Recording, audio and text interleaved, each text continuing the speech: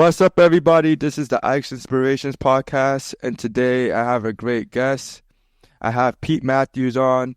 Pete is the creator of Meaningful Money Community. He is a financial educator, and he's also the CEO of Jackson Wealth Management. And I'm honored to have Pete on. Pete, can you please do us a favor of introducing us to the audience and providing a brief story of who you are? Sure thing. Thanks for having me. Hi, great to be with you. I appreciate the invitation and the trust to speak to your audience. So yeah, my name is Pete. I am a nearly 50-year-old financial planner based in the southwest of England, a place called Penzance, which is like 10 miles from Land's End. So it's very rural, a very beautiful part of the world, although my accent is from the north of England. I'm married to Jo. We've been married 27 years, and I have two grown-up girls who both still live with me, so they're still kind of dependent, 24 and 21, but that's okay. And I'm a chartered financial planner and a CFP. So, I've been for the last 27 years helping clients achieve their retirement goals and their estate planning goals and looking after their family financially. But back in 2010, I started messing around with a video camera and shooting short videos just about how money works, and love doing that. And I've kind of done it ever since, and that has become a project called Meaningful Money. So that's the logo you may be able to see behind me if you're watching. And, that now is a YouTube channel with 115,000 subscribers and an academy with 2,500 members.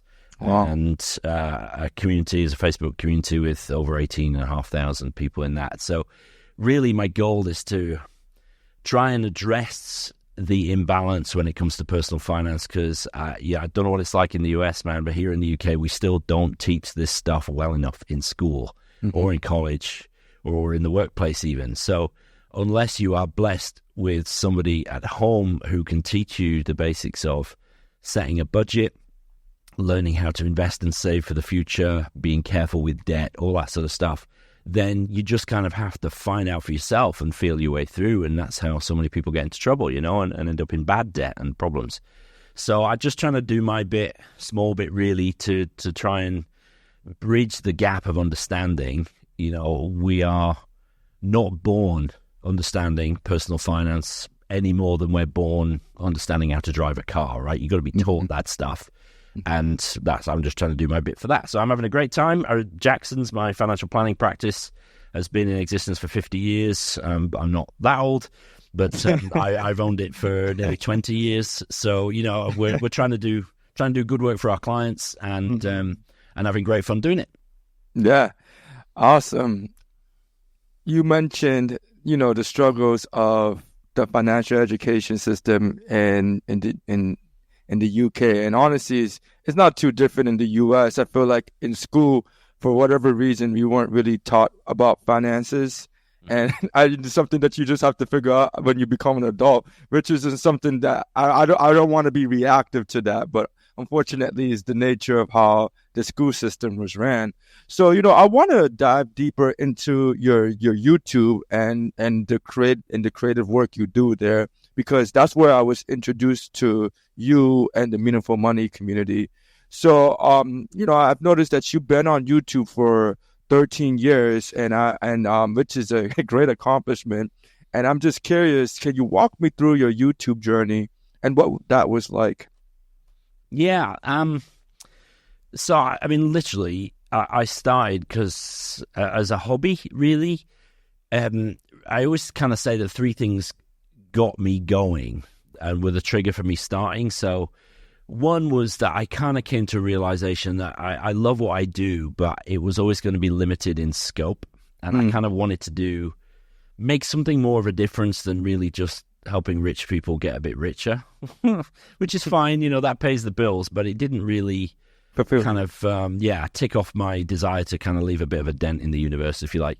So that was the first thing. The second thing was that a few people in different scenarios in my life told me that I was good at explaining things. So I was a governor at my children's school, on the board of governors there. I was kind of a lay preacher at church. And obviously in my job, people just would say, God, you explained that really well. And I guess it just kind of sunk in. And I thought, well, maybe I can explain things. My dad is a teacher, so maybe it's genetic. I don't know. But then the third thing was I read a book called Crush It by Gary Vaynerchuk. Okay. Now, Gary V is a bit of an internet phenomenon, still one of my online heroes. But that was his first book. And essentially the premise of the book was, look, if you've got a message that you want to get out there, these days it's easier than ever to put it online. And of course, nobody is kind of getting in the way. So there's nobody telling me that, I'm too fat or I'm too old or I've got a stupid accent or whatever. Basically, there's no gatekeepers anymore. So I can just put stuff online. And if it's any good, people will show up and they'll watch it and they'll listen to it. So I did. I bought a little video camera. I can see it. It's up on a shelf behind the camera here. But it's a little video camera about that size by a company called Flip. And they don't make them anymore. Pretty rubbish quality. And I used to film outside, so I used to have to wait for it to kind of demist on a cold day. I had to wait for it to warm up and just started shooting videos and basically explaining the basics of finance. This is how a credit card works. This is why you need to be careful with them. This is how you think about setting a budget and sticking to it. And this is how you get out of debt. Basically, like a sort of poor man's English version of Dave Ramsey, but with a lot less reach, like nobody was watching. So I kind of, but you know what I mean? Yeah. You imagine Dave Ramsey, but a lot worse. That was me. Yeah, right. So nobody was watching, and I had no idea what I was doing, but I had great fun doing it because it kind of appealed to my love of technology. I'm surrounded by kit. You can't see it. I got lights and mics and cameras and all sorts, which I love. And I love software, so I enjoyed getting to know how to edit video and all that sort of stuff. And I basically did it as a hobby. And then about 18 months in, I had an email to my work email address out of the blue that just said, look, he gave me his whole financial history, really. And he said, look, we've watched several of your videos and we feel like we know you and we can trust you. Will you work with us?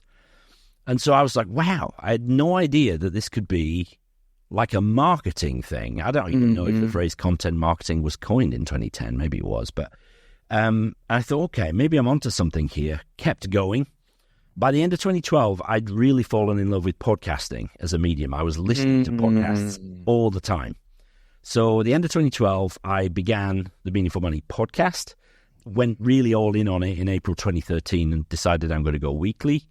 And that was the breakout medium for me. So by the end of 2013, middle of 2014, I basically stopped doing YouTube videos for quite a few years because I just love the podcast. And here in the UK, there was nobody else doing a personal finance podcast at that time. So I had the market to myself, which was just luck, right? But it meant that my numbers went up very, very quickly. I built a significant audience very quickly. Fast forward to 2021, towards the end, my kind of partner in the project now, a guy called Cal, he said to me, wouldn't it be great to start doing videos again, but really doing proper YouTube videos, designed for the format, shorter, nicely produced, all that sort of stuff. And so, I had sort of 12,000 subscribers on YouTube at back end of 2021, and now we're at 115,000. And by focusing on YouTube again, I still do the podcast, but by focusing on YouTube again, I've built a decent sized audience there as well. So I still have an absolute blast doing it. It's just my kit is a lot more expensive now. Yeah. But it's great. The feedback that I get and stuff, that's what keeps me going. So that's kind of the journey. All in on YouTube. Nobody was watching. Switched to podcast for quite a few years.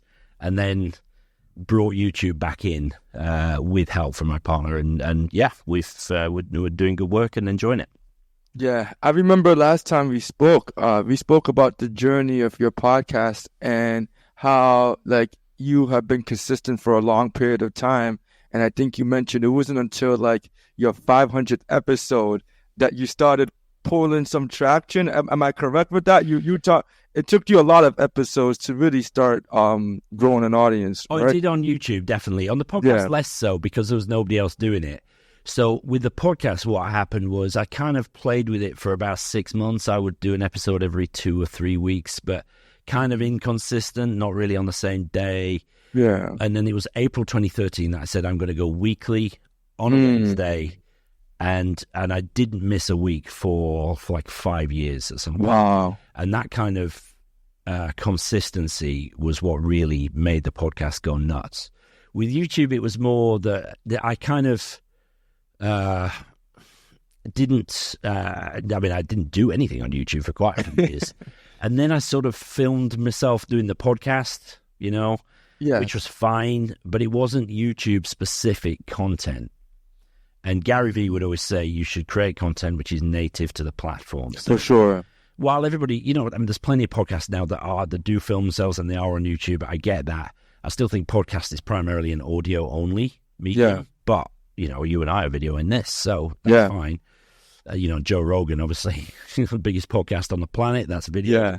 Every radio station in the UK here now, I'm sure it's the same in the US. Yeah. They have a live stream as well. Of so course. It's kind of blurred the lines, but for me, it was consistency has been everything.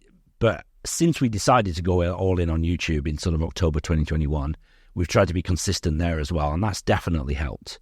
And we've been much more deliberate about how we plan content, things like titles and thumbnails, all the stuff you're supposed to do on YouTube, which I never did.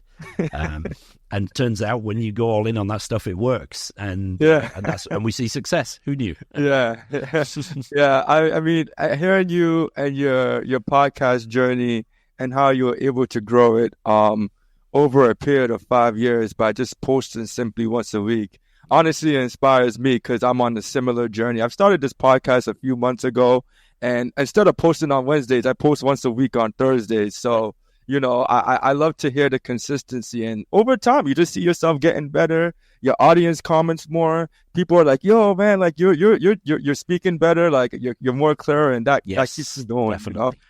And so, I noticed that you created the Meaningful Money community, and I'm just curious to learn why did you feel the need to create the Meaningful Money community, and what has that been like for you? Yeah, I call him my partner in the project. There's a guy called Cal. He lives in Bulgaria. I actually been working with him for 6 years, and I met him in person for the first time only about 4 weeks ago. So, it's amazing these days, you can meet a great friend and business partner virtually. It's amazing. So things like the online community, it's a Facebook group. It's an open Facebook group. You have to ask to join it. And obviously we have rules, and I have very good moderators. That was his idea. It's so easy to set up, and we just created a graphic and created the group. And lady named Gospel was the first person to join.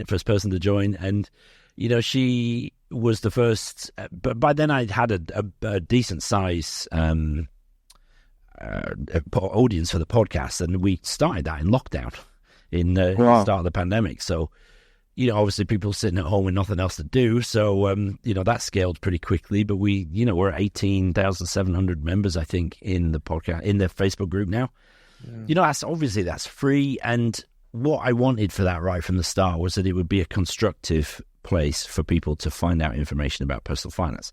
Mm-hmm. So I've got 2 brilliant moderators in there, who are voluntary, which amazes me. I send them nice Christmas presents every year, but they were in and active in the group anyway, and they just stay in there and vet the questions before they're released and kick out anybody who's trying to spam or be unpleasant. We have an absolute zero tolerance rule for people being snarky. We just get out. We want this to be a constructive, wholesome place for people to ask questions about what is a pretty touchy subject for a lot of people, right? They want to feel like it's a safe space. So we work hard to build that. And that's just kind of one part of it, really. But I wanted to get decent information about finance to as many people as possible. And you've just got to use the tools that are available. Yeah. And Facebook is just an obvious one. And from there, really, we kind of realized there's a real appetite for this stuff. And so from there, really, we launched the Academy off the back of that, which I can talk about if you like.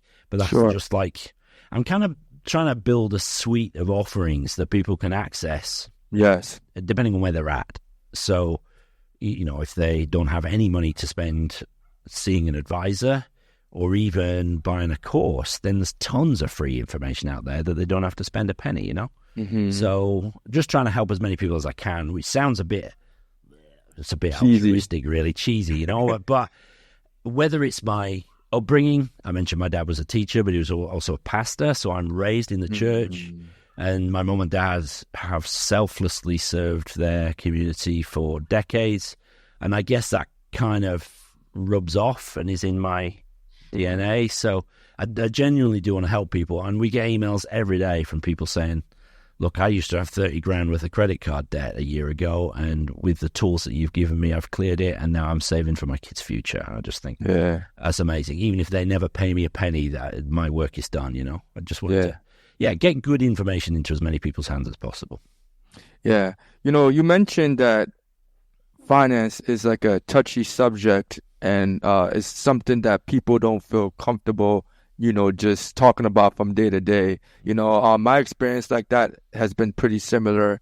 With my friends and family, it's not something that I'm just openly talking about. I feel more comfortable talking about it with people like you or people who are more financially educated. I'm curious to just learn, why do you feel that's the case? Why do you feel like people aren't so comfortable talking about finances? And what do you think set the meaningful community apart that allows over thousands of people to connect and talk about finances? Yeah, great question. It's part of it, I think, is cultural, and that kind of changes over time. I mean, I think probably 100 years ago, we would be more likely to talk about money, but would never dream of talking about sex. Right? But now the reverse is true. Sex is everywhere, and yet we're really quite precious about our money. I don't know whether it's we don't want people to think that we're prying. That's a very British thing, I should say, right? Okay. We don't want to pry into other people's business. That's private, and we wouldn't want them kind of prying into our business. We're a very reserved culture here in the UK, which I think is part of it. I obviously can't speak to any other cultures in the world, but I also think there's potentially a lot of shame around money, and there's lots of evidence that shows that our kind of messaging and our understanding of money and its place in our lives and in the world is largely set before the age of 7. So we get a lot of that from our parents. So if you grew up with parents saying, well, money doesn't go on trees, or I've worked hard for that, I'm not just going to spend it, or you grow up in a home where there is scarcity, then that can really set your relationship with money. Whereas if you perhaps grew up in a very wealthy household where money kind of loses its value because there's so much of it around, that also can set your relationship. And we kind of, but it's almost subconscious, that. And so it just is what it is. And it's hard to be kind of self-reflective and really understand how we think about money. I've done quite a lot of thinking about that. My parents, for example, when I was growing up, if I ever asked them, like, hey, Dad, how much do you earn? He was a pastor and a teacher. It wasn't very much. Yeah. But he just said, that's none of your business, son. Or if I asked how much something was, we changed the car or whatever. I said, how much was it, Dad? I'm like 9 years old. That's none of your business, son. And any question about money, I never had a day's instruction about how to run a budget. My mum and dad were very good with money, but they never taught me how to be. And money was definitely a taboo subject. Yeah. And so, everybody's conditioning around this stuff is unique to them. And I think we can be ashamed about it. We're just very guarded about it because we don't know where we fit with other people. And also, of course, now more than ever, we have perceptions about other people. So people might think I'm really rich, right? Because I run a practice, and yes, I earn a decent salary, but my wife has never worked for various reasons, mental health reasons, among others. Sure. And so, whereas if she had, we'd be a lot wealthier. Sure. But people don't know anything about me, but they might have a perception. And I think perhaps that perception and not really knowing how and where we fit among our peers financially leads us to be guarded and just kind of hold it very closely. And I think it needs to be, it's a little bit like, we talk so much more about mental health now, which is massively positive. And for sure, so many people, I think the same needs to happen with finance, really. There's no shame in it. We are who we are financially, and a lot of that isn't our fault. So let's try and help each other about it. So I'd like to think that might happen going forward. Sorry, that was a very wordy answer. No, I think that's it's fine. important. I think the stuff It's is very set important. And I'm glad that we're reflecting on it. I had a finance educator on this podcast, and he gave a very interesting answer because, obviously as financial consultants, you all have to think about this because you have to make people trust you with your money. He said that people attach their self-worth to their net worth. And he pretty much says that like people, people who pretty much think that their net worth defines who they are, and they have a strong sense of their identity attached to that. So, because if people, and so it made a lot of sense to me the way he broke it down and explained, and I thought there was a lot of truth to that. But it's something that I'm often curious about too, because I feel like we have this like negative cloud about money that isn't really healthy, because it puts a underlying pressure to like kind of just have our money straight and like be hidden about it. And I don't really like it. It's a weird thing, Yeah, I think that's massively amplified by social media as well. Yes. I don't like blaming social media for things, because it's us as humans and how we use them that is at fault.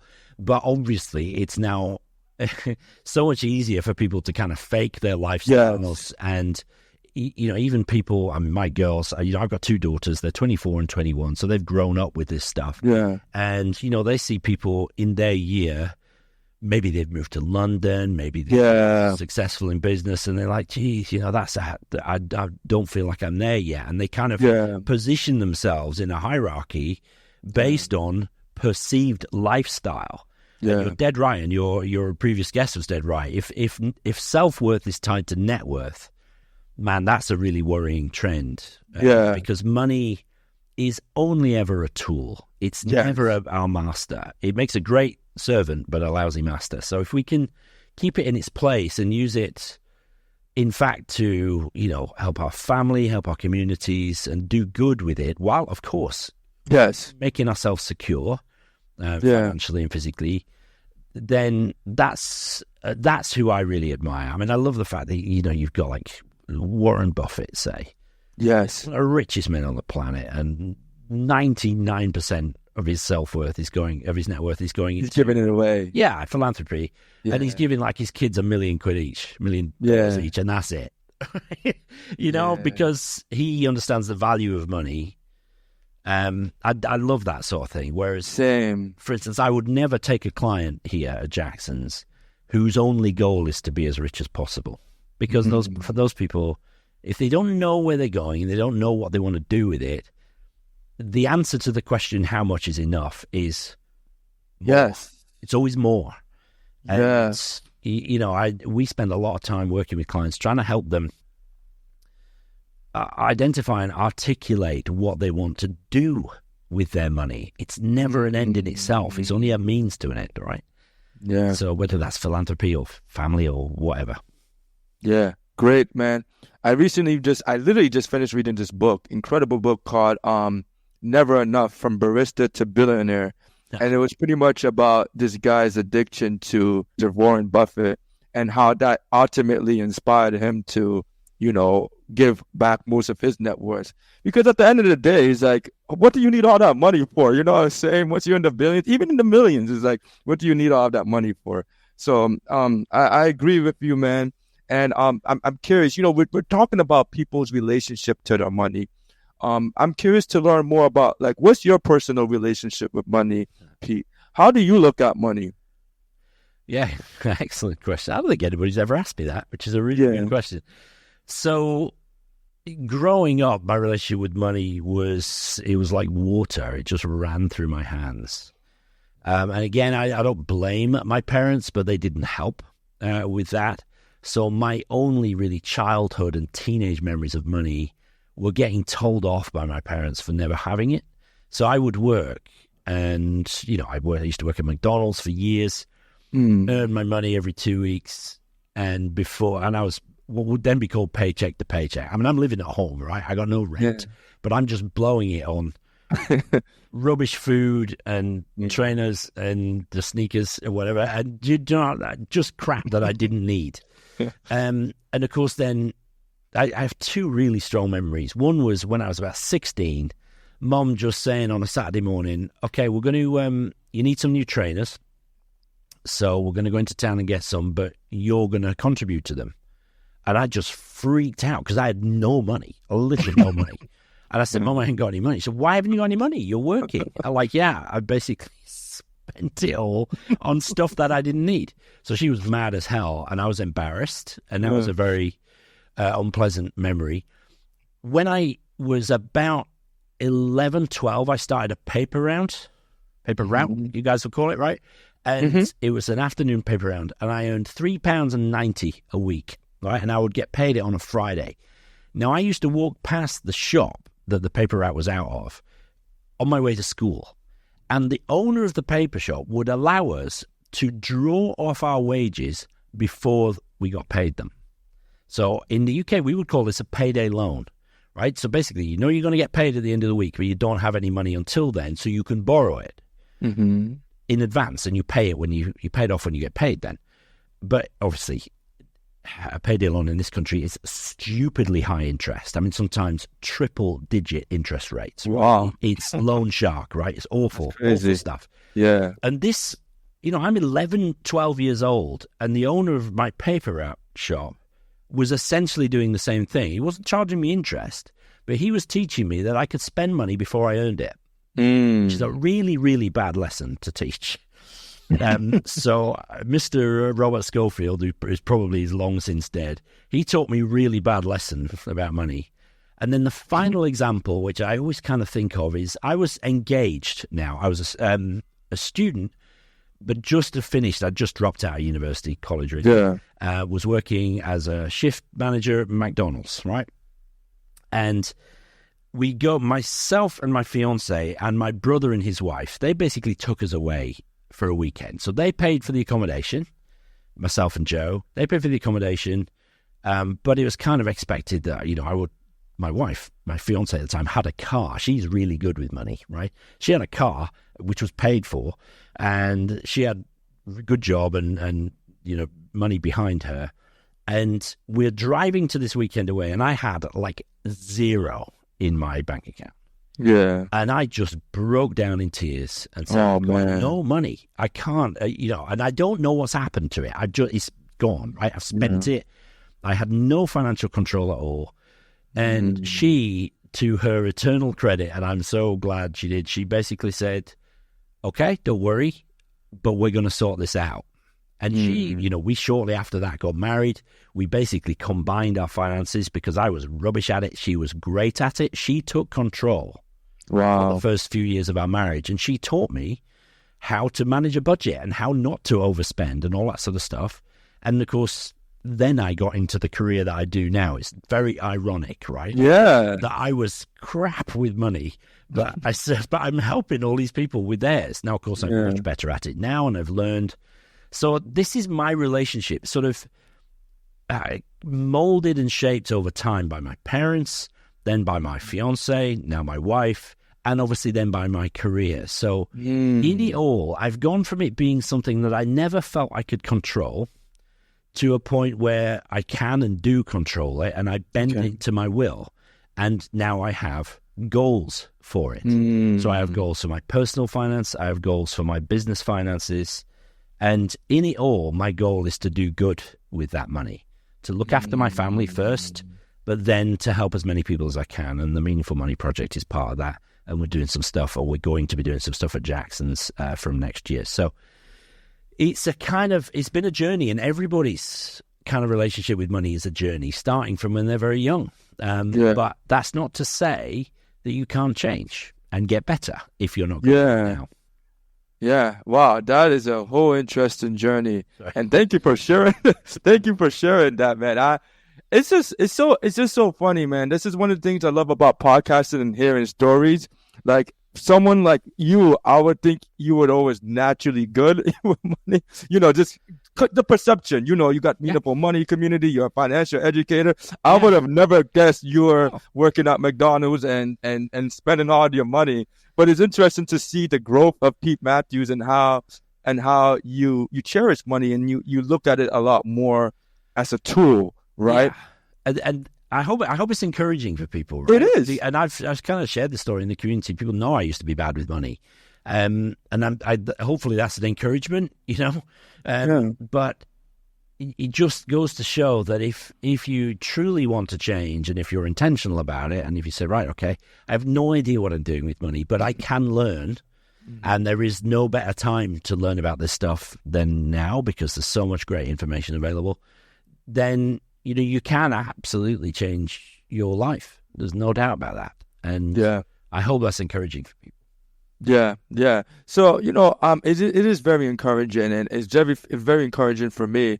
So with that being said, now that you're a financial educator and you're a lot more equipped and competent with your money, my next question to you is, what are the top 3 finance tips you would give to people who may be struggling with money or just kind of want to have a better relationship or want to grow their money? What are some tips that people could use to essentially be better with their money? Yeah, great question, man. Pretty much everything I've ever done in the sort of financial education space, including my first book, is when you do what I do for as long as I have, you kind of, and I'm sure you've experienced this podcasting yourself, Ike, is that you learn to kind of distill and refine your thinking, right? So whatever your subject matter is, you develop an ability to be quite concise with your thinking. And essentially, all you need to do to win with personal finance is do 3 things and do them consistently, okay? The first one is to spend less than you earn. So now there's a whole lot of stuff behind all of these, right? But if people just remember these 3 things, if you spend less than you earn, if we flip that around, if you spend more than is coming in, you're getting poorer, right?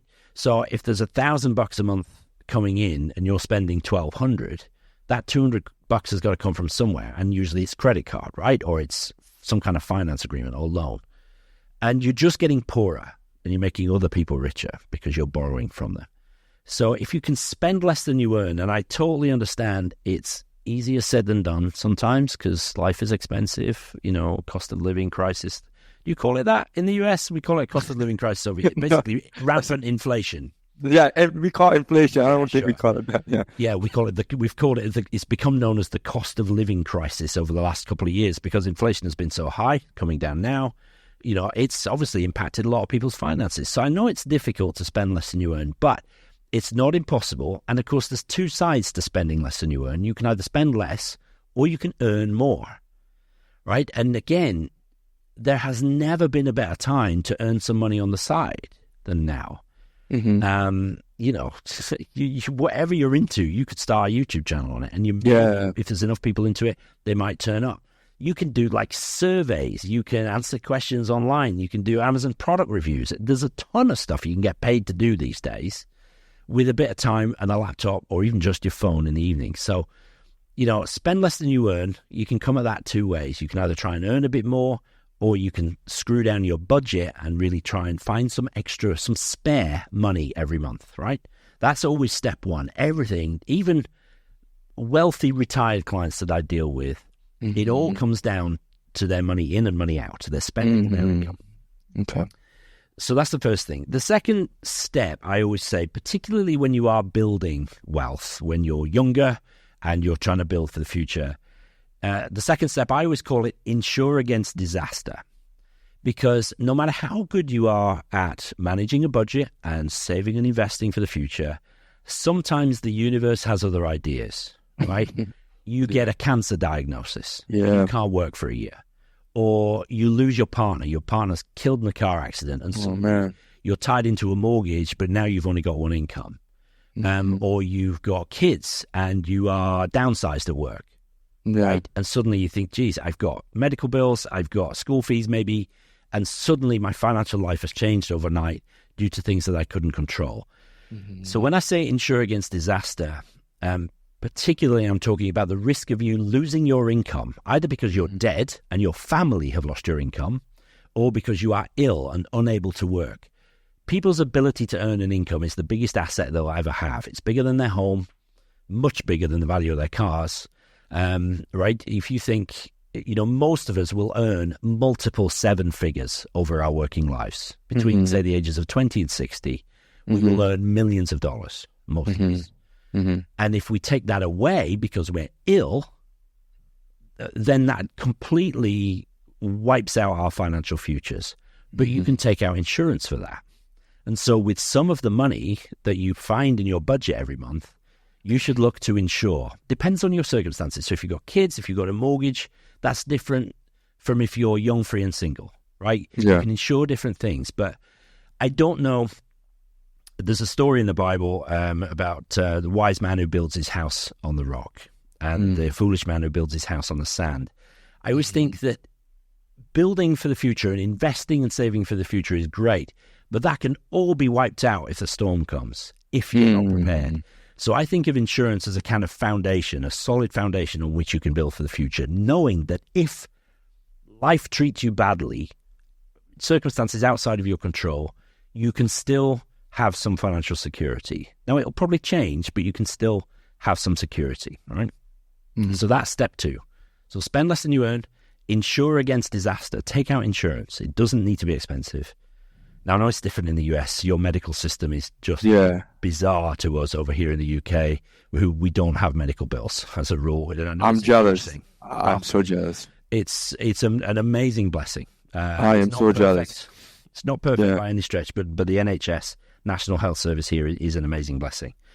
The third step, once you've learned how to control your budget and you've insured against life dealing you a rubbish hand, and the third step is to invest wisely. So I just use those 2 words, invest wisely.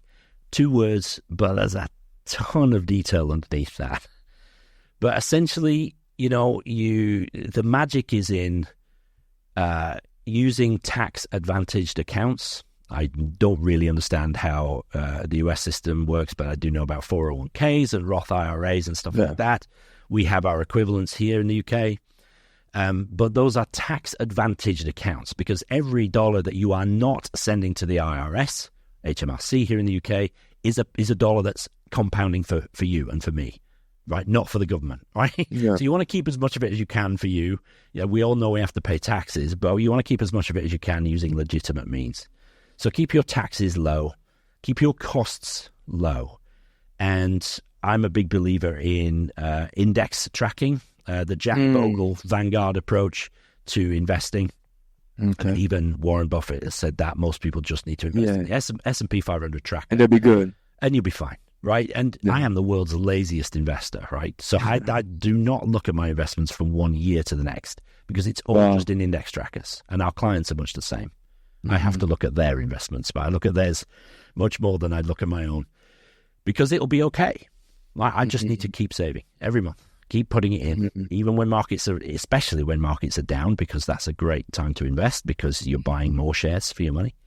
And so if you can just do that, these are the basics, right? Just keep investing every single month, keep your costs low, keep your tax low, and just keep doing that. But you have to keep doing it for decades. That's the problem.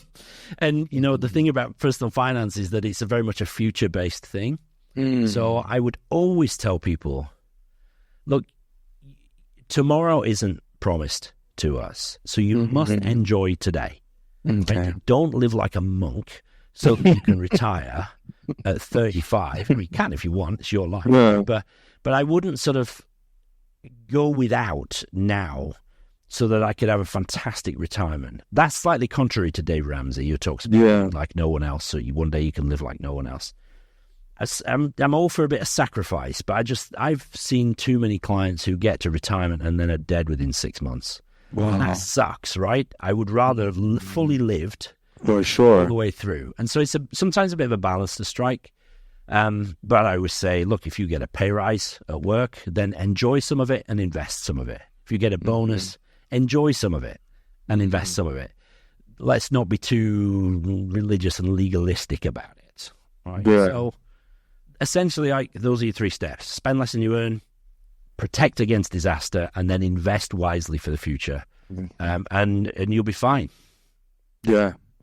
Yeah, those are all great tips, and I'll definitely keep that in mind. Time and time again, I hear it, when it comes to investing, like people like you and Warren Buffett just saying, keep it simple and just invest in the funds and don't even look at it.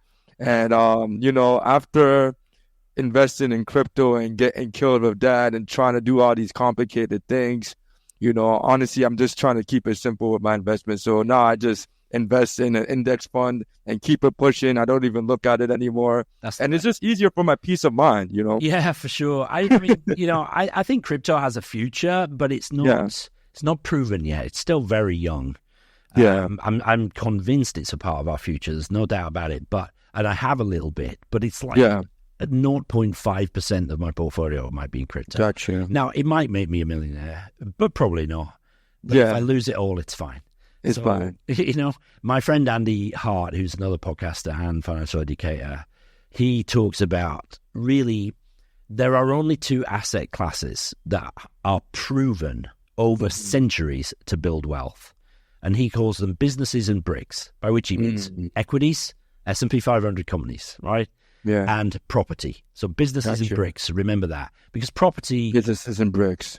Yeah, businesses and bricks. Bricks is property, and that's kind of tangible. Certainly here in the UK, it's not very tax effective to invest in property.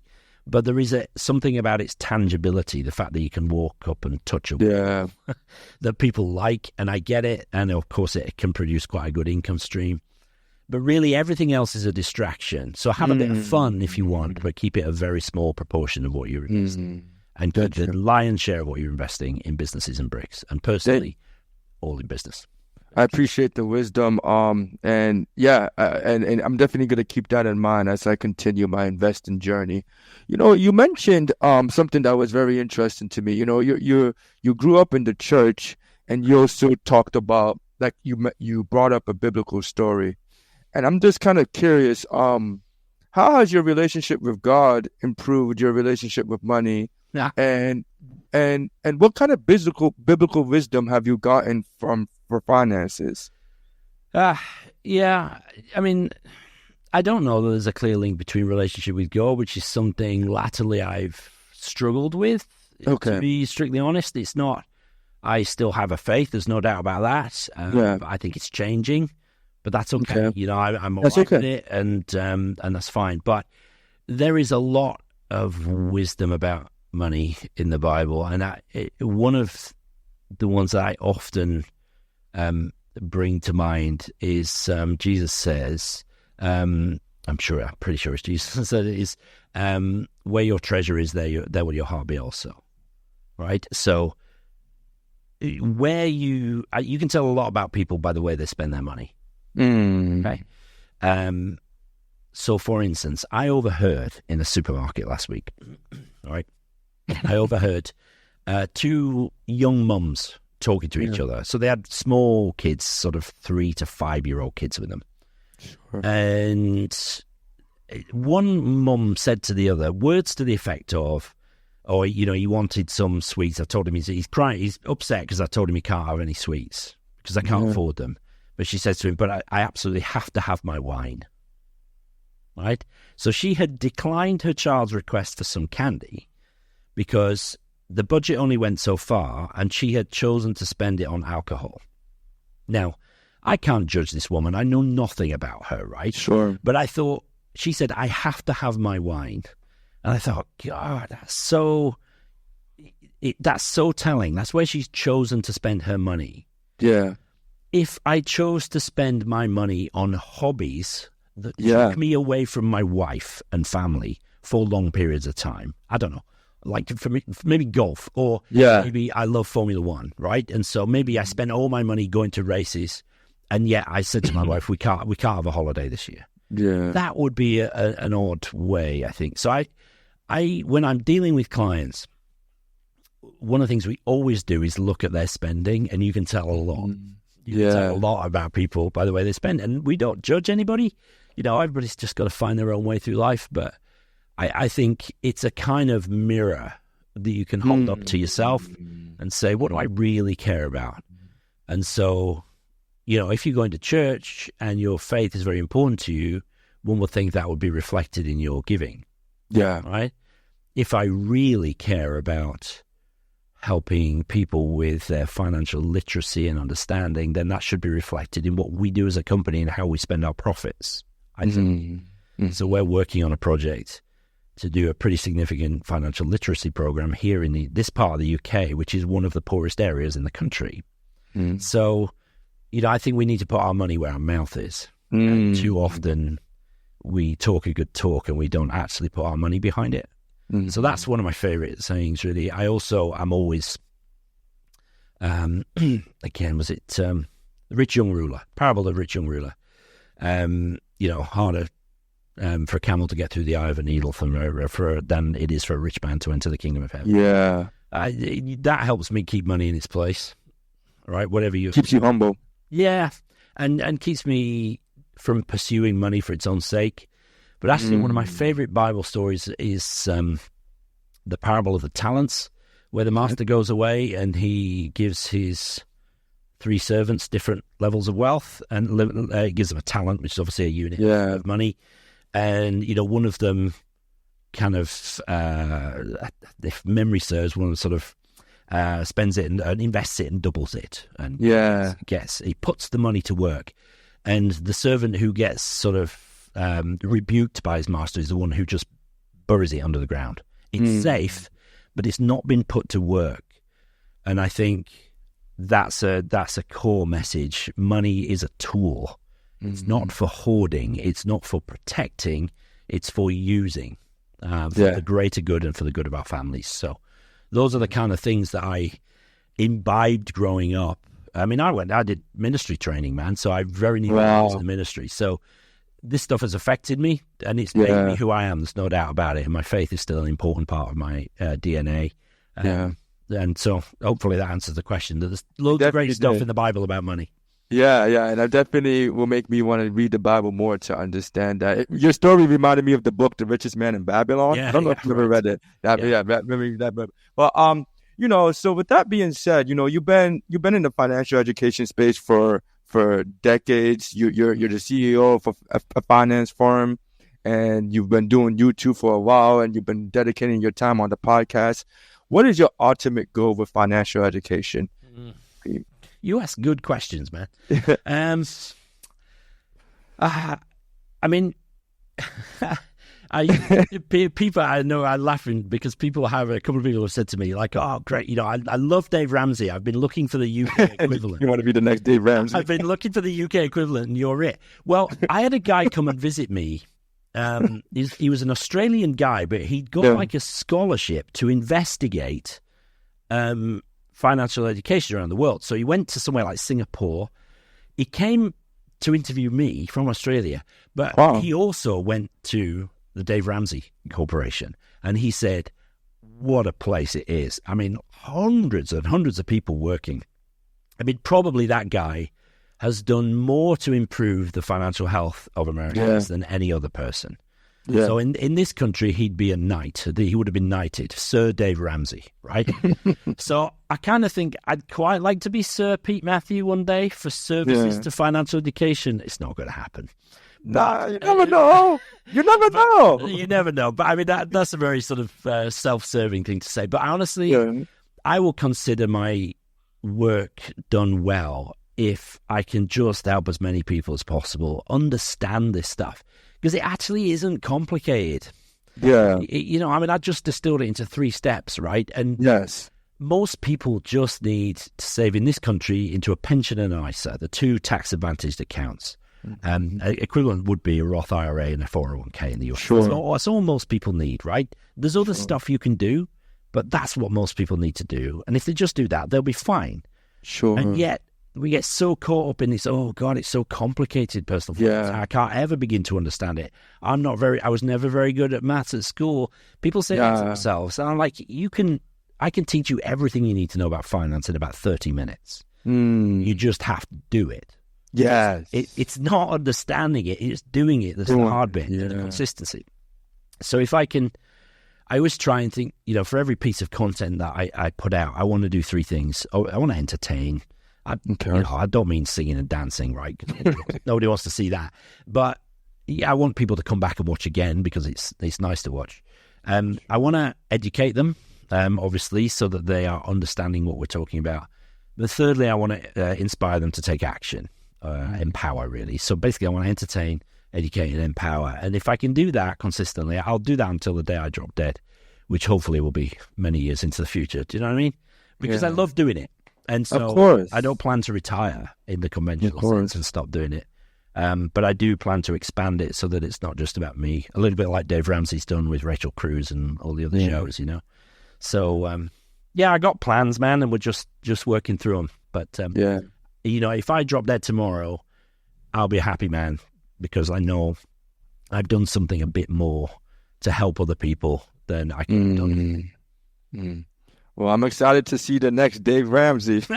I've got the same color hair as him. I'm about 30 years younger than Dave Ramsey. That's the scary thing. You know, hey, Pete, it's always a pleasure speaking to you. I'm so glad that we had this opportunity to reconnect. And thank you for sharing your wisdom. I think it's so powerful, and I think it will help a lot of people. You know, people would like to reach out to you, learn more about the community and the work you're doing. How can people do that? Yeah, it's all at the website, really. That's the place to jump off to everything else. So meaningfulmoney.tv, as in television. So meaningfulmoney.tv, you'll find everything there. Yeah. Pete, thank you so much for your time. And I wish you best of luck with everything. Thank you, man. Thank you for having me. Really appreciate it.